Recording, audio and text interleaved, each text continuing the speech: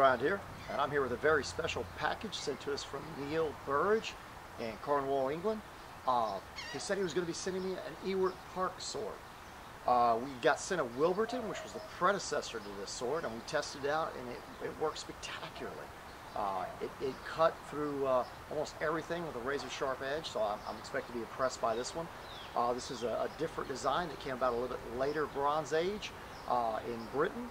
This was found in the River Thames near Chiswick, West London, the original. Not this one specifically that I got sent. If it was, I'm sure it'd be priceless, and yeah, I don't think they'd be putting artifacts out of the country like that. But no, this is an exact replica of it. It's what he told me. So let's go ahead and get in this thing and see what it looks like. I'm excited about it. I already started trying to tear at the tape. I'm having a really bad time, so I'm thinking this is the way to go. You know, Neil, he always packages these things so well. Oh, yeah. And to my mind, I got something. you say that you say the original Ewart Park is priceless, and I agree with you. But to my mind, anything Neil Burridge crafts is a priceless piece of art. Oh, most certainly. I love all the Bronze Age swords. I'm sorry, I've gained a new respect for bronze. All our testing, we've cut through soft steel, mild steel with bronze edges. Ooh, look at that. That's beautiful. That looks gorgeous.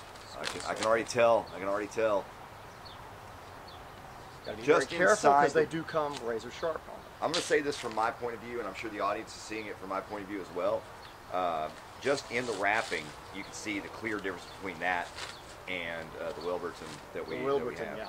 Wow, it's that is similar to the Wilburton. You can see how somebody could make the mistake unless they knew every dimension and ounce of weight where it would be proportioned. But Neil does that. He actually takes the originals, gets the dimensions and the measurements and the weight, and even tries to replicate the exact bronze. I mean, the type of ratio to tin to copper to get it proper. He even goes into extreme techniques of trying different experimental techniques. I already tell you this is razor sharp. Looks like you can shave with it. Oh yeah. So I think he's improved his sharpening technique immensely. It feels even sharper than the other one. That is beautiful. You notice it's a lot thicker in this area. We will do a comparison video. I told him I would do that with the Wilburton compared to this one. It's a lot thicker in this area. The leaf shape is much farther back where it leafs out, not as close up. It's not as broad, and it looks like it's a lot wider. And look at the difference on the spine. Oh yeah, it seems to be thicker, but the actual ridge is not as thick. Mm-hmm. But it has a lot of heft. I mean, this sword is hefty. This is a heavy sword. Oh, it's a beauty. It'd be great for the cast blow, axe style cutting, and I'm sure with that curvature it'd be good for draw cuts and push cuts as well as thrusting. The tip is, like I said, almost identical in all the Bronze Age swords that I've noticed. They made it for thrusting. They definitely made it with a nice large wound. Definitely protect that metal. Now, if you were to thrust into someone with this, and you made it up to the widest point, you can only see how wide and a big wound channel you would have. So I say we go ahead and test this out today. Well, yeah, you know us. We're famed for doing that. Just open it right out of the box and let's just check it out. This blade came immensely sharp. I am extremely impressed with it. I mean, it's just slicing like you would believe. It's also a lot broader. The blade, all the way from the actual hilt all the way to the tip, it's broader till it gets to the actually taper, which is the same, of course. And I'm noticing feels a lot heftier because of that blade heavy, but the ridge is not as broad. So I think what they've done is they've widened the blade, which gives rigidity, and then they've also lessened this, which probably is going to give a cleaner cut. I'm really expecting a cleaner cut on anything we cut. Right now, Eldgrim has set up a rope for me. It's a 1-inch rope. It's a manila rope. This stuff is extremely difficult to cut. A lot of times people use this for testing blades. We're going to try it out to see if we can hack through it with one slice, see what happens.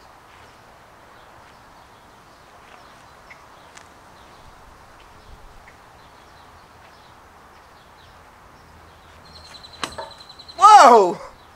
That was just like it was nothing. And this is really tough rope. I mean, you could use this to pull yourself up onto a building. You could tow something with it. That's 1-inch manila rope. Beautiful. I am extremely impressed. The edge is razor sharp.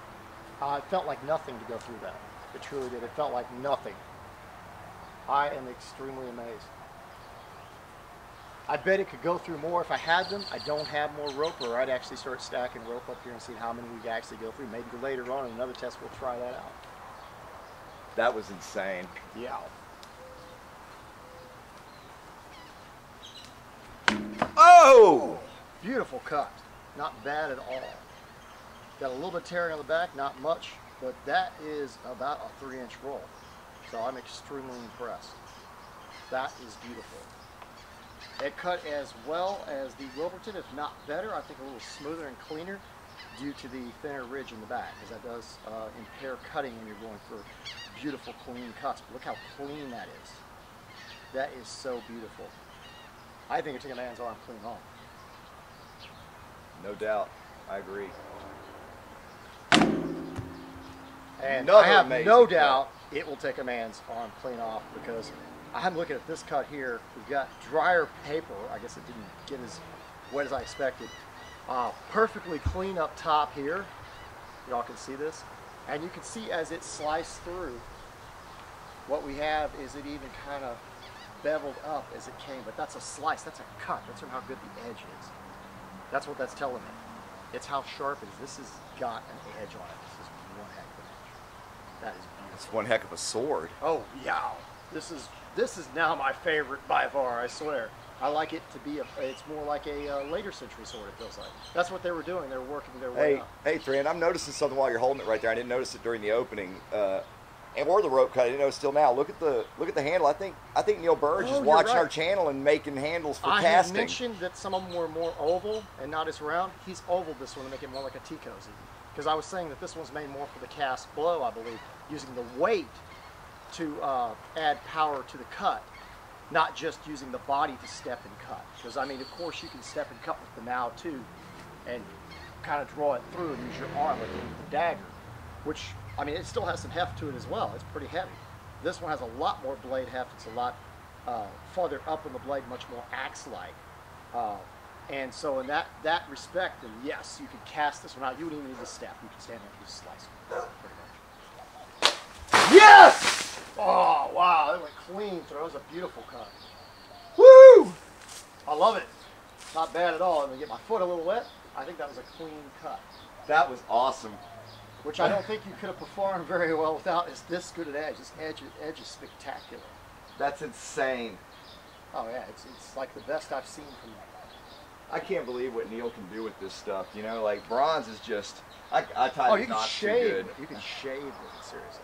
This is one heck of an edge. The way Neil does some the way he beautiful work. hammers it out. If he didn't hammer it out the way he does, and then the new edge, I think he can learn a little bit from us and add a little of his own technique. They're sharper than ever. No doubt about it. No and doubt I love about the way it. he finished it out. It is so beautiful.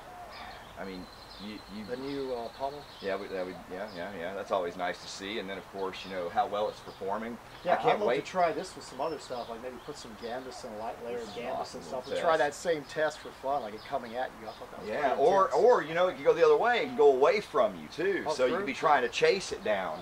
Right. And see how it performs in different, Or even try thrusting one hanging. just hanging. Yeah, see there you what go. happens. So this opens up a whole new avenue. Yeah, it was a for good us. idea. It was fun. Yeah, that's definitely a cool thing. And if you want to see some more cool stuff on Thrand, just hit that subscribe button down below. It gives you updates whenever we put new video content out.